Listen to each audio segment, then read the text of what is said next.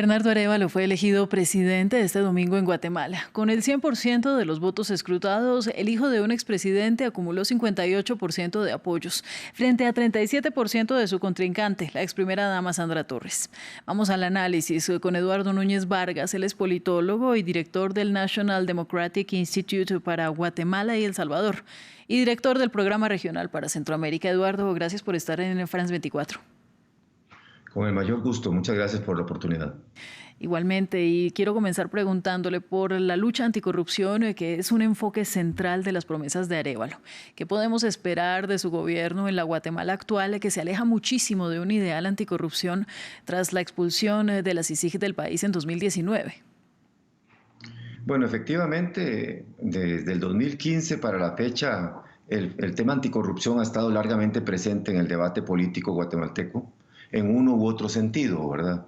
Fuimos testigos del triunfo en su momento del hoy expresidente Jimmy Morales, con una narrativa anticorrupción, el tema baja de intensidad en la elección del 19 y se reposiciona en la elección del 23. Hasta ahora lo que conocemos del mensaje del ahora presidente electo, el señor Arévalo, es que estaría planteando un enfoque anticorrupción más comprensivo, no solo centrado en la persecución penal, que ha sido el énfasis predominante no solo en Guatemala, sino en buena parte de América Latina. Bueno, justamente los votantes tienen la esperanza de que Bernardo Arévalo pueda poner fin a esta imagen de un gobierno que es perseguido por acusaciones de soborno y por autoritarismo. ¿Usted qué opina de estas expectativas? Bueno, la elección de ayer, de anoche, aquí en Guatemala, es un voto de castigo dentro de lo que hemos visto en buena parte de los países de América Latina, con excepción de Paraguay. Es un voto de castigo a los oficialismos, o sea, hay un castigo a los grupos políticos o partidos políticos que han ejercido el poder.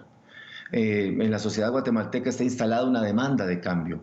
Esa demanda de cambio tiene un rostro anticorrupción, pero también tiene un rostro de demanda de mejores servicios y políticas públicas. O sea, tiene una demanda de efectividad que también está presente en el país. Gestionar la expectativa en términos de que el señor Arévalo tiene una representación legislativa minoritaria y demandará de alianzas robustas para poder generar condiciones de gobernabilidad de origen, va a ser uno de los factores clave para poder, por supuesto, responder a su constituencia electoral, que demanda una lucha fuerte contra la corrupción, pero que también tiene que reconocer que es un sistema muy plural de partidos, con una representación muy repartida en el Congreso y con un entorno institucional que eventualmente puede presentar algunas restricciones a este esfuerzo. Bueno, Arévalo ha sido calificado como el candidato más progresista, digamos, de esta camada de candidatos, mientras que Sandra Torres se autodenominaba incluso como liberal, pero en la práctica ambos candidatos son conservadores. Y aquí le quiero preguntar si fue la victoria de Arévalo realmente un castigo al establishment político de Guatemala. ¿Por qué el candidato del Movimiento Semilla al final marcó una diferencia? Bueno, yo creo que lo que es, como te decía, ha estado instalado en el país una demanda de cambio, previo a que la sociedad guatemalteca se decantara por la figura de don Bernardo. 2 meses antes de la primera vuelta había otro candidato, digamos, que podría ser percibido como antisistema, un candidato inesperado, que era el señor Pineda. O sea, ya la sociedad guatemalteca estaba dando pauta de que estaba buscando una alternativa a la coalición de partidos que había gobernado y de manera hegemónica fundamentalmente durante los 2 últimos periodos presidenciales. Entonces, efectivamente, pareciera que esa disposición al cambio, esa demanda de cambio, encontró en las elecciones generales de junio 2 vías de expresión: el voto blanco, el voto nulo, que es un voto, llamémoslo, de castigo, y la búsqueda de candidatos alternativos que no se percibieran como parte de este bloque, que es lo que configura el señor Arévalo.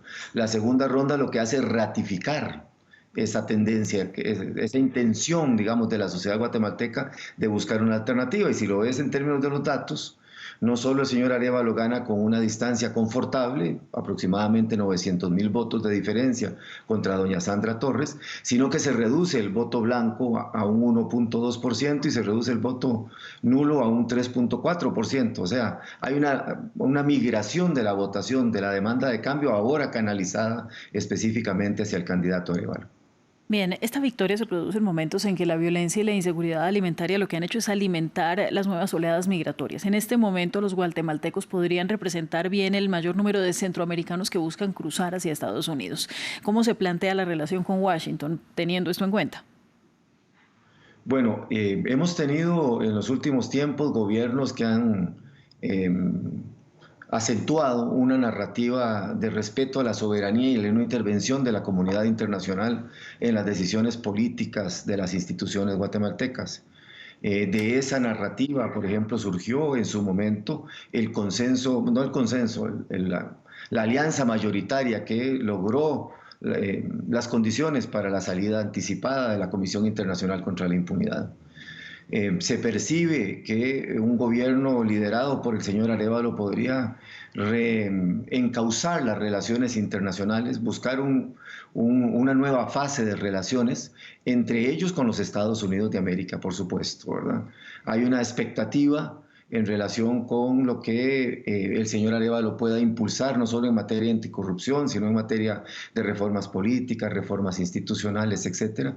Y me da la impresión de que la comunidad internacional está, digamos, expectante para saber si hay una nueva fase en donde se pueda presentar un mayor acercamiento como el que existió en la primera década de este siglo, o si se va a mantener digamos, una cierta distancia.